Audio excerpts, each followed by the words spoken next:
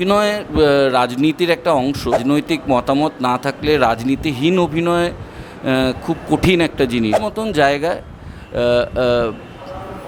অভিনয় সিরিয়াসলি করে কাজ করতে হয়, সেইটা করা যায় কি না তা নিয়ে আমার একটা নিজেরই সন্দেহ আছে। একজন কী করেছেন তা দিয়ে আমি সায়নীকে বিচার করব না।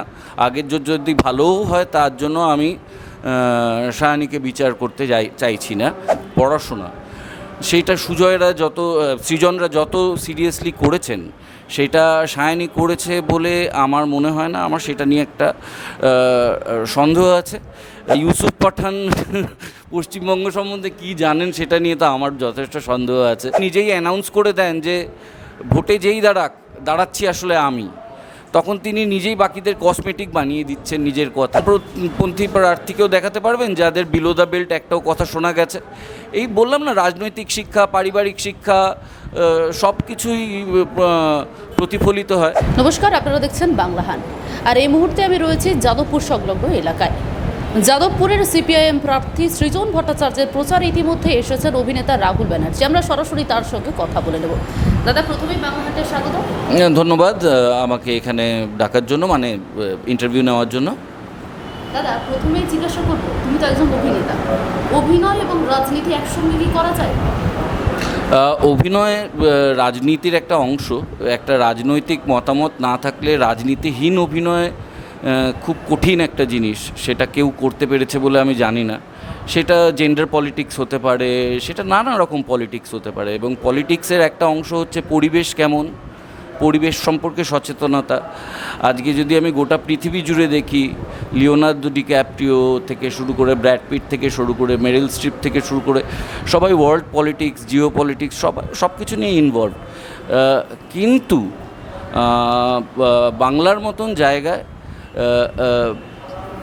অভিনয় সিরিয়াসলি করে সংসদীয় রাজনীতি বা যে রাজনীতিতে এমএলএ এমপি হয়ে পলিসি মেকার হতে হয় বা জনগণের কাজ করতে হয়, সেইটা করা যায় কি না তা নিয়ে আমার একটা নিজেরই সন্দেহ আছে।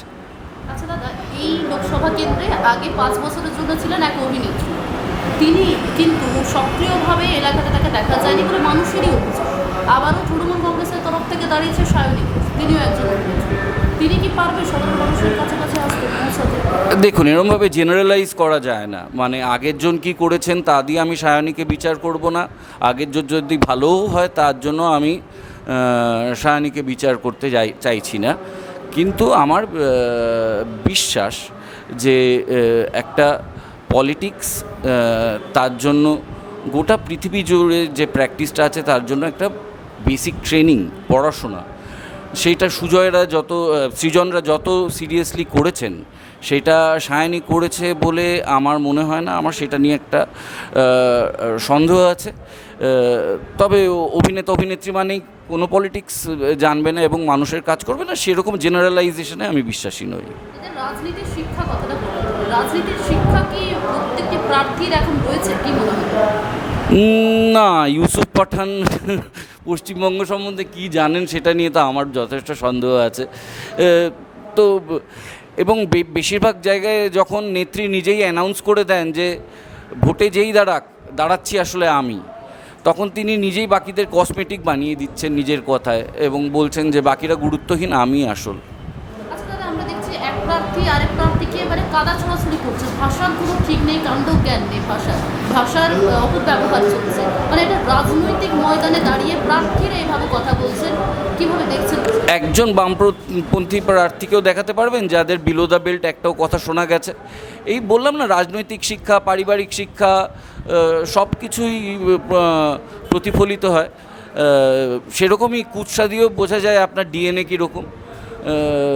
তো সেটাই কথা। আচ্ছা দাদা, বামপন্থীদেরকে বলছে সোশ্যাল মিডিয়ায় শুধুমাত্র দেখা যাচ্ছে, কী বলবে? তাহলে তারা রাস্তার দিকে তাকান না। ধন্যবাদ।